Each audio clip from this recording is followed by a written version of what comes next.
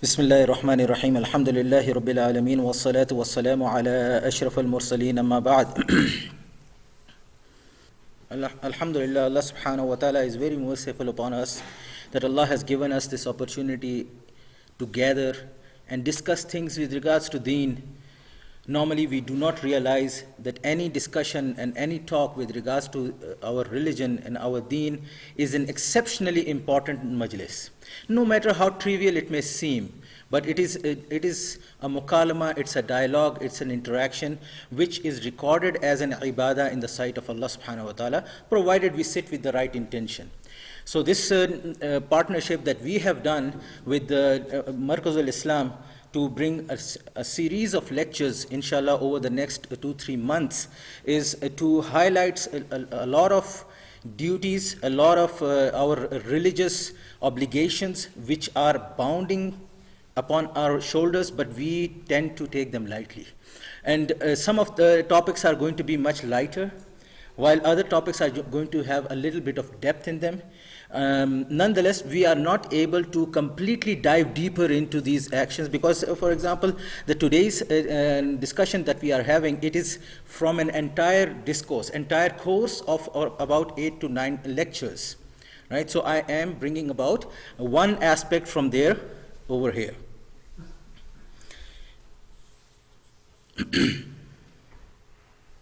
So the topic I'm bringing to you right now is called a diminishing musharaka. A mouthful of words, but we are going to tackle and see what it has to provide us. Especially, it is a topic, the reason why I have chosen is, it is one of the top 5 questions that are asked from any community, any place I have gone in Canada. One of the 5 questions that are asked in the very first instance is, how do we buy a house? How do we take care of Sharia compliancy or halal way of mortgage and this and that and everything? Now that's a big subject to tackle and explain everything in it. So what I chose to do was bring in that one topic within that entire big discussion that will provide you most information that you would need when you are tackling with anybody, discussing with anybody in regards to securing yourself a halal financing for your house. Most of the organizations, they work with diminishing musharaka.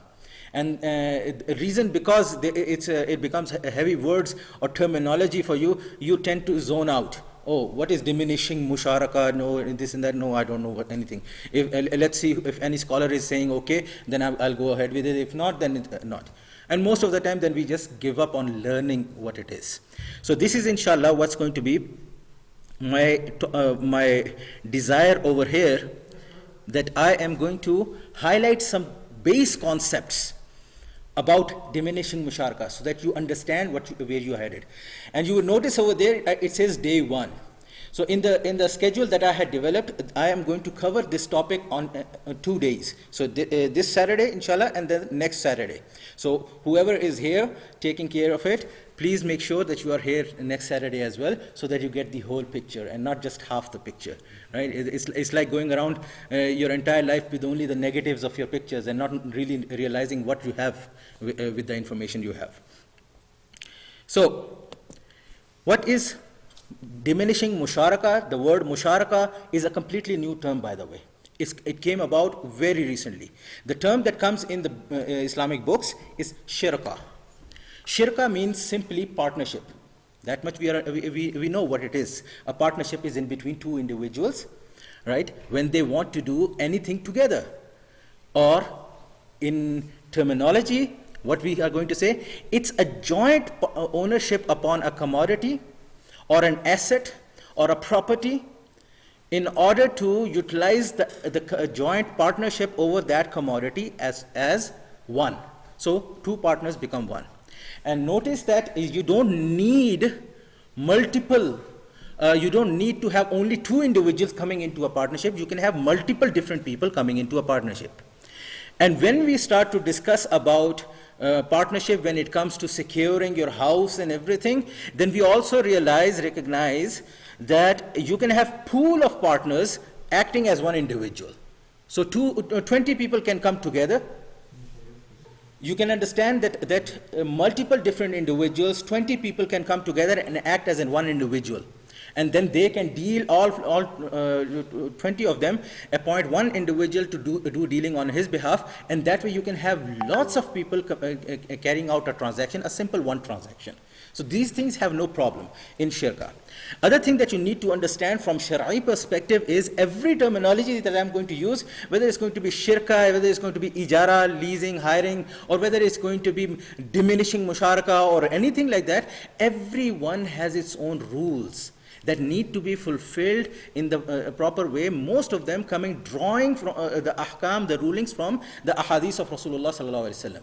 So this is why when we start to explain these issues to people, that we tell them, no, it is not sufficient that someone is telling you, we work on a diminishing musharaka model, so it is halal.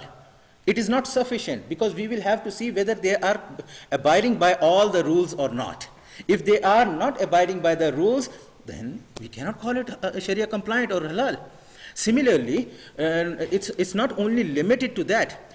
A general understanding of any Sharia compliant scheme, if I were to give an overview, is there are 3 steps that we have to see before figuring out whether it is halal or Sharia compliant or not. Number 1, the concept. Concept being utilized has to be halal. This has nothing to do with musharaka. This is why I did not put it in the slide. Number 1, the concept has to be halal. So diminishing of musharaka is one concept, right? And so the concept itself should have all the Sharia compliant material in them. Number 2, the wordings of the contract, right? I tell you that I want to make nikah with so and so. Yes, nikah is halal. Nikah is the best thing and everything. Yes, but I don't tell you what's happening in an actual contract of the nikah. And things can happen. It could be a time-bound nikah, which is haram, right? But you don't realize, no, nikah is fine, right? So you need to look at the wordings of the contract as well, which is why we have all these contracts written down, stacks upon stacks, that we go through line by line to see every statement in the contract is being represented by the Sharia compliancy or not. Number 3, we have to see whether everything that is within the contract is actually being utilized in the way that is supposed to be utilized. There is no problem in the succession of the clauses that are coming about. For example, if I purchase a car and I want to sell the car to some brother Ahmad, before I can sell the car to brother Ahmad, I need to take possession. I need to have the ownership of the car. If I don't have the ownership of the car, only a word of the dealer that, yeah, I'll sell it to you for 10,000. I cannot sell it off to brother Ahmad for 15,000 before all those ownerships and those things that have taken place. So this is the actual working, the follow through of the contract that is going to come about. So when we look at the Sharia compliancy of any scheme, what we see is the concept has to be right, the wordings have to be right, and its application all has to be right. If in any of those places there is problems, we have a problem with the entire scheme. Right? Keeping that in mind, let's go forward and understand for today, inshallah, a base level of musharaka financing. We are not going to go into diminishing musharaka right now. First, we will learn how musharaka financing can work. And musharaka, as I said, is going to be a partnership-based financing. Our objective is to buy a house and own a house. Right? And we want to secure the house for ourselves, and we are going to utilize the musharaka in itself, the concept, to secure that house.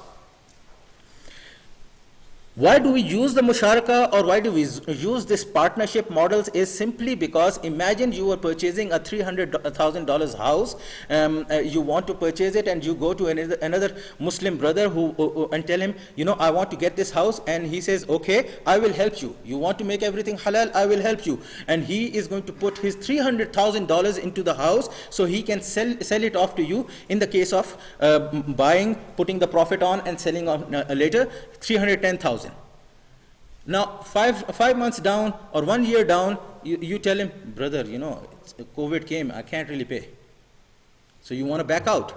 Who's stuck with the house? Who's stuck with all the risk and everything? Is the brother who decided to help you out. right? So these are the risks that are attached to any kind of a large dealing.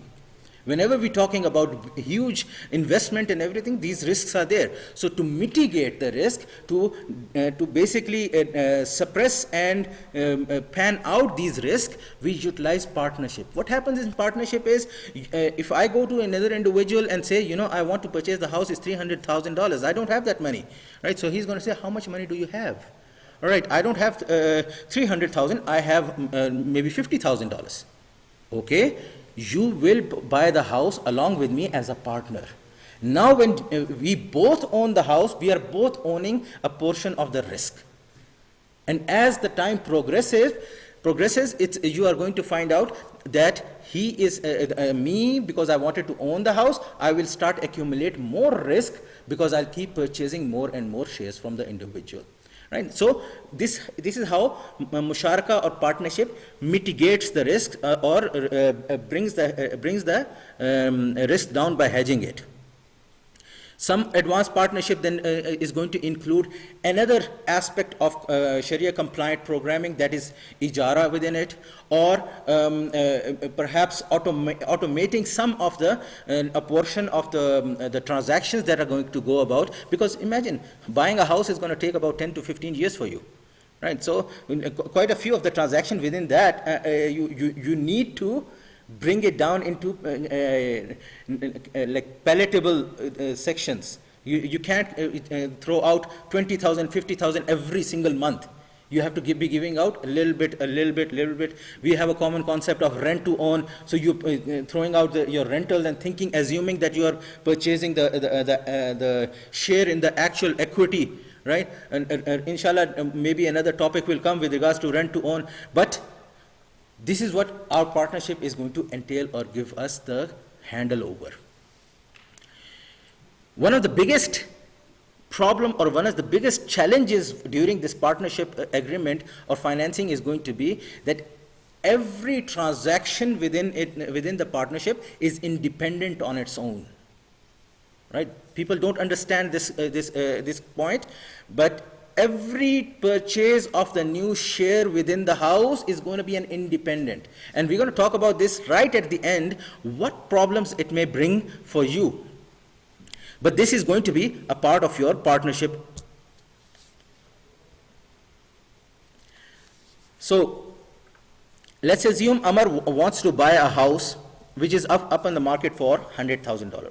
Very simple, one bedroom house, right? Maybe for a small family or something. So Amar only has $20,000 in his pocket.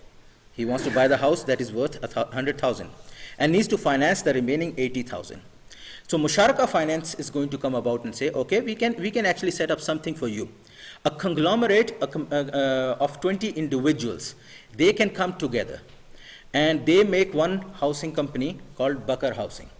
Right? See what I'm doing? Those who know how our fiqh books work, Amar, Bakar, and all the same, Khadija, and all the names are going to come. Right? So Amar now wants to buy and Bakar wants to help.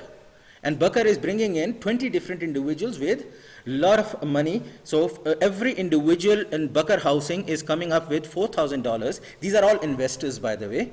Right? So in this masjid, people who are sitting here, 20 people could get together and they say like, yeah, you know, we want to make some profit out of it, and while helping somebody out, let's do that. Right? So 20 people come together, put $4,000 each. How much do you have? $80,000. Right? Amar already has $20,000. So now with Bakar Housing and Amar, you go into a partnership.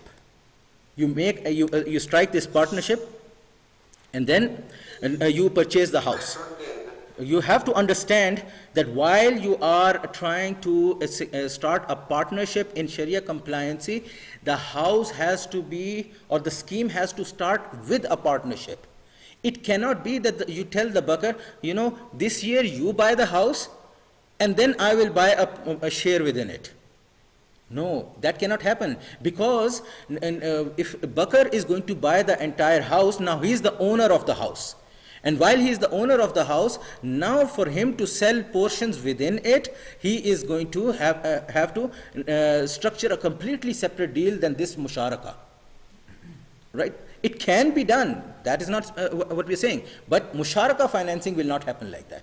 Right? You will have to come in as a side partner later on. But what we are suggesting is come in as a partner right now. Bakar owns 80% of the shares within the house, and Amar owns 20%.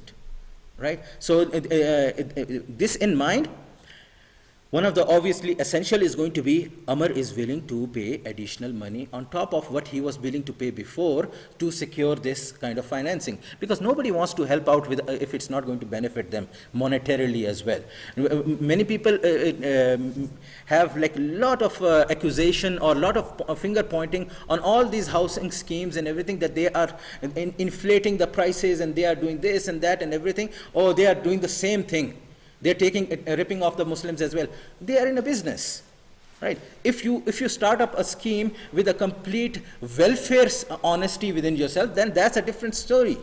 But those people are starting their organizations to make money from it, right? So they're going to secure the fundings and make money from the entire scheme, which is why I normally say these are the kind of schemes that the masajid and the Islamic centers should be running, because they are already designed for welfare of the people, right? So they will not be taking out too much of the profit percentage from it. So anyway, in this particular case, Amar is willing to pay the additional profit. So he is going to pay out extra at a later stage. How is it going to go about? We are going to divide the house into 10 shares by example. Let's say the house is in 10 different shares. Amar bought 20%, right? So he bought 2 shares when he was getting into the partnership. So Amar owns 20%. That means he has 2 shares already. Bakar Housing has 8 shares.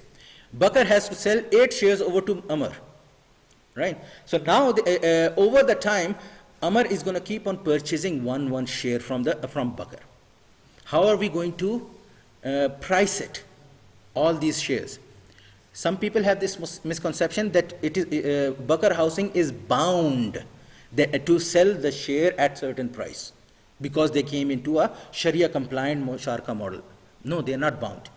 As I said, every transaction that is going to come about within it of sale of every share is independent, right? So it's like if I have 4 boxes of facial masks. I sold one box to somebody for $10. Somebody else heard about it, $10 for the whole mask. He comes to me and he says like, oh, you sold him $10, you're going to sell me for $10 as well. I'm going to say, no, I'm selling it for $15 now, right? Because it's an autonomous, independent transaction. Just because first share went out for a certain price does not automatically mean the subsequent share is also going to go for that particular price, right? In every sale, the buyer and the seller will mutually agree onto the sale price. Yes, because the entire purpose of musharaka is so that we can purchase it and make a whole financing and help the individual out, we can at the beginning set that, oh, the share pricing is going to be around 12,500 per share. Right? 12,500 per share. Second thing Amar will have to do is Amar will have to promise. Amar will strike a promise with Bakar that yes, I am going to purchase the house. Right? I am going to purchase these shares. But the problem with this promise is, as we always know, a promise is not binding. If a promise was binding, then suddenly so many things that we have made promise to so and so, I'll meet you there, I promise you, man, I'll meet you at the markaz, right? But the person is nowhere to be found. So you should be able to take him to court. A promise is not binding, right? But here we are saying that a person, the Amar, will have to do a unilateral promise. A unilateral promise is where the promise initiates from one individual but has no other participant within that promise. So he is saying, I will purchase the shares in the house, but there is no forceful or authority that is going to make sure that he is going to purchase the house, right? And that's the dilemma of Islamic finance. Some of the organizations, they go to the Malikiya fiqh to bring in that the Qadi can enforce a one-sided promise. Right? So those are deeper issues that can be discussed in all the different areas where a unilateral one-sided promise is made. What is a two-sided promise? Just to, for completion's sake. A two-sided promise is when one person promises one thing to the other, I am going to sell you this item. And the other person says, I am going to buy this item from you. So this is a contract.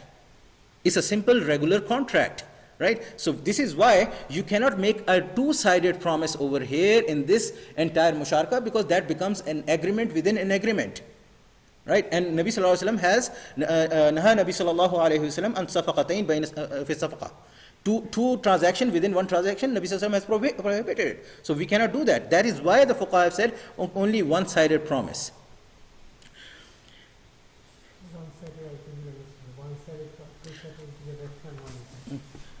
If I tell you, I promise I will sell my my van to you, right? Okay, it's a promise. You can take me to task in front of Allah subhanahu wa ta'ala in akhirah, that Mufti Sahib promised, but you can't really impose. You can't go to the Qadi, or you can't go to anybody, say like, no, he promised, now he has to sell. Right? So you can't really impose it, which is why this is a deeper issue that is normally discussed. How are we going to make it binding, or what output or a fruitful activity this unilateral promise is going to bring about in a Sharia compliant agreement. So in total, Amr is going to purchase 8 shares, right? And to purchase these 8 shares, he is going to pay how much?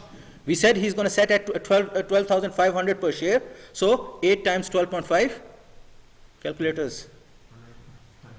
100Ks, it's written on the board. Right, 100K. So to acquire these 8 shares from Bakr, he's going to pay 100,000. And it's going to go in a subsequent after the first initial partnership. Keeping that in mind, this is how it's going to go. He's going to, every time he's going to pay 12,500 to Bakr, and Bakr is going to give him 1 share, and that's 10% of the house. So after every subsequent, the share is going to increase, and the share of Bakr housing is going to decrease. After Amr has purchased all the shares now, Bakr owns 0%, and Bakr has received 100,000 over the period of 12.5 times 8 equal to 100. Bakr had initially invested 4,000 per individual for 20 people pool, and that was 80,000. And now he has gotten 100,000 out of it. His profit is 20,000. He's going to divide the 20,000 over the 20 individuals. Every individual is going to make the profit of $1,000. So every individual invested 4,000, and they made a profit of 1,000 on top of it. Depending on how long it takes, 1 year, 2 year, 3 year, it's going to define what the rate of investment or return on investment is in this program. Right? Now this is a very simplified model that I have shared with you, but generally the concept is the same. Right? The only thing that we are going to go over after this is there are some concerns. As I mentioned, one of the main concern over there is that since every transaction is independent, Bakr can say in the second transaction, no. Next year I don't want to sell you for 12,500. I'm going to sell you for 15,000, or I'm going to sell you for 20,000. Or Amr can say, no, I have already bought 7 shares from you. Only 1 share is left now that I have to buy from you. I'm not going to give you 12,500. I'm only giving you $500. Right? I mean, these things can happen. Those risks are involved in any transaction, anywhere. Right? So they have to be kept in mind. And when they draw up their contracts and everything, they keep those in mind so that they can have these kind of mechanism. They can reduce their risks as much as possible. You need to keep in mind whenever you are approached by any housing scheme or anyone, you need to see what transaction within them are independent transactions. Because if the contracts don't have independent transaction, most probably they are simply making a simple murabaha transaction, that you buy a house and then resell it with a higher price, and you are sitting with a 100,000 or 120,000 or 150,000 debt. Right? If it is some kind of a rent to own or portions purchasing and everything, there has to be multiple independent transactions within them. Right. Thought may come to mind at this time, while Amr is purchasing all these shares, what's happening?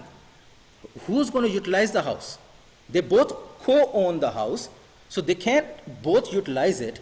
And this is also where we will look at the rulings of a commodity which is co-owned in partnership, right? If I co-own this Surface laptop with my friend, then we can come to an agreement to one day I'm going to use, one day he's going to use, one day I'm going to use, other day he's going to use, right? So same thing can be done with the house as well. But that's not going to be practically feasible. So you need to find other ways of how to utilize a property or a commodity asset that is just sitting there. Amar could stay in it, right?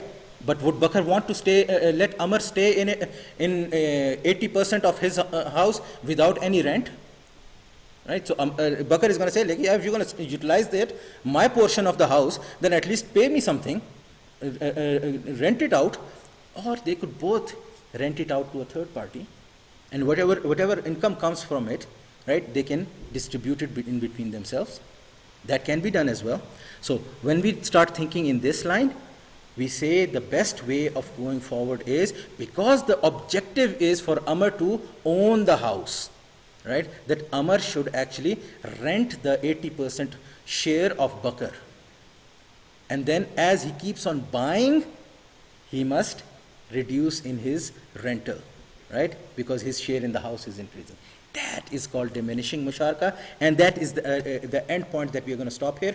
And next time, next Saturday, when we are going to discuss, we are going to look at the diminishing musharaka and look at a schedule that is established for you to see how it's over the years that is going to come about for you, that you are also renting a place as well as you are purchasing portions and shares within it.